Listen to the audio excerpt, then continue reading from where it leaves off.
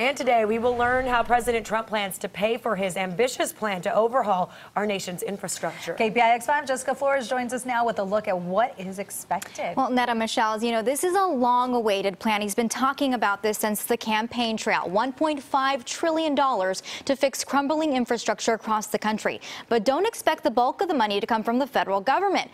President Trump just tweeted this quote saying this will be a big week for infrastructure. After so stupidly spending $7 trillion in the Middle East, it is now time to start investing in our country.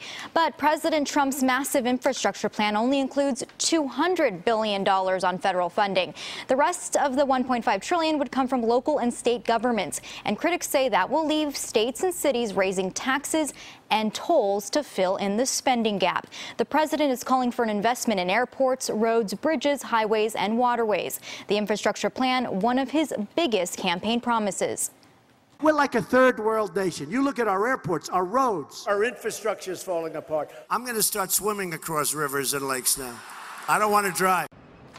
Now, in addition to pumping more money into infrastructure projects, White House officials say the plan calls for reducing the permitting process from 10 to 2 years and funding for rural infrastructure. The president's infrastructure meeting with state and local officials is scheduled to start at 11 a.m. Eastern. Michelle? So how are Democrats responding to the president's plan? Well, both sides will say they believe there needs to be more investment in infrastructure, but Democrats say $200 billion from federal government just isn't enough. This week, in advance of the White House's announcement, House Democrats released their own proposal, and that calls for making 5 times more federal funding available. All right, Jessica, thank you so much.